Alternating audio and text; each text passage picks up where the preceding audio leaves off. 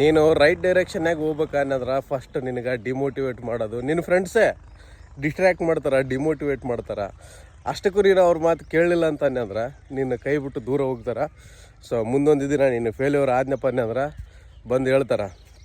ದುರಹಂಕಾರಲ್ಲೇ ನಿನಗೆ ದುರಹಂಕಾರ. ನಾವು ಹೇಳಿದ ಮಾತು ಕೇಳಲಿಲ್ಲ, ನೀನು ಸೊಕ್ಕು ತೋರಿಸಿದೆ.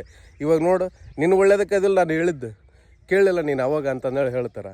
ಬಟ್ ಅದೇ ನೀನು ಸಕ್ಸಸ್ ಆದನಗೆ ಕಾನ್ಫಿಡೆನ್ಸಲ್ಲಿ ನಿನ್ನ ಕಾನ್ಫಿಡೆನ್ಸ್ ನನಗೆ ಮೊದಲೇ ಗೊತ್ತಿತ್ತು, ಅಷ್ಟು ಕಾನ್ಫಿಡೆನ್ಸ್ ಇತ್ತು ನಿನಗೆ, ನೀನೇ ನಮಗೆಲ್ಲ ಇನ್ಸ್ಪಿರೇಷನ್ಲಿ ಅಂತಂದೇಳಿ ಹೇಳ್ತಾರೆ. ಫೇಲ್ಯೂರ್ ಆದರೆ ಆ್ಯರೋಗೆನ್ಸ್ ಅಂತಾರೆ, ಸಕ್ಸಸ್ ಆದ್ನಿ ಅಂದ್ರೆ ಕಾನ್ಫಿಡೆನ್ಸ್ ಅಂತಾರೆ. ಸೊ ಅಂಥ ಟೈಮ್ನೊಳಗೆ ಮನುಷ್ಯಗೆ ಅರ್ಥ ಆಗ್ಲಾರ್ದು ಏನು ಗೊತ್ತಾ, ತಾನು ಸ್ವಲ್ಪ ಸಕ್ಸಸ್ ಆಗ್ತಿದ್ದಾನಂತ ಅಂದಾಗ ತನಗೆ ಬಿಟ್ಟು ಉಳಿದವ್ರು ಎಲ್ಲರಿಗೂ ಗೊತ್ತಿರುತ್ತೆ ಅದು ಆ್ಯರೋಗೆನ್ಸ್ ಅಂತಂದೇಳಿ. ಬಟ್ ಅವನು ಮಾತ್ರ ಅದನ್ನ ಕಾನ್ಫಿಡೆನ್ಸ್ ಅಂದ್ಕೊಂಡಿರ್ತಾನೆ. ಸೊ ಎರಡಕ್ಕೂ ಡೆಫಿನೇಷನ್ ಗೊತ್ತಿರಲಿ.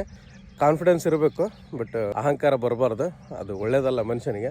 ಬಟ್ ನನಗೆ ಮಾತ್ರ 2013ರಿಂದ ಫ್ರೆಂಡ್ಸೇ ಇಲ್ಲ. ಯಾಕಿರ್ಬೋದು? ಆಪ್ಷನ್ 1 ಪಾಪ ಇವನಿಗೆ ಯಾರು ಫ್ರೆಂಡ್ಸ್ ಇಲ್ಲ ಅಂತೀರ. ಆಪ್ಷನ್ 2 ಫ್ರೆಂಡ್ಸೇ ಇಲ್ಲ ಇವನಿಗೆ ಅಂತಂದೇಳಿ ಗಾಬರಿ ಆಗ್ತೀರ.